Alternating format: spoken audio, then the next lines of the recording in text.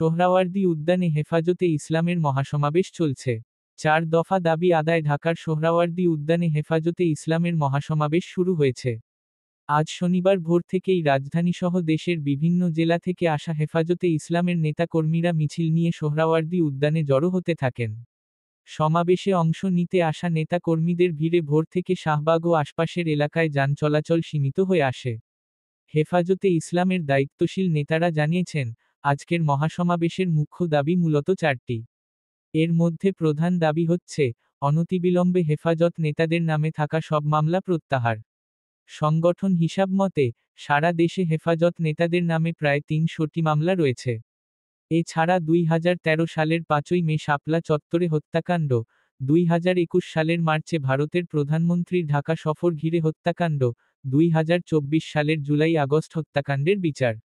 এরপর যথাক্রমে নারী বিষয়ক সংস্কার কমিশন বাতিল, সংবিধানের প্রস্তাবনায় আল্লাহর ওপর পূর্ণ আস্থা ও বিশ্বাস পুনর্বহাল করা, ফিলিস্তিন ও ভারতে মুসলিম গণহত্যা ও নিপীড়ন বন্ধের দাবিগুলো থাকবে।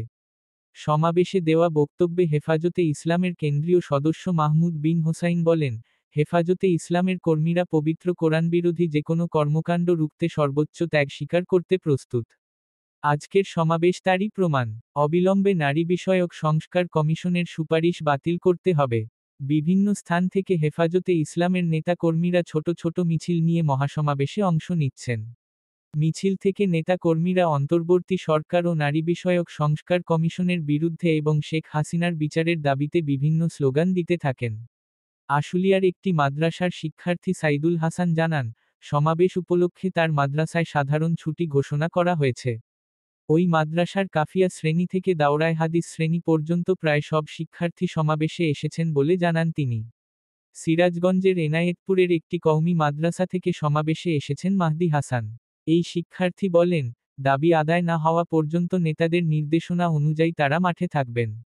সকাল 9টা থেকে সমাবেশ আনুষ্ঠানিকভাবে শুরু হলেও ভোর থেকে হেফাজতে ইসলামের নেতা কর্মীরা সোহরাওয়ার্দী উদ্যানে মিছিল নিয়ে জড়ো হতে থাকেন।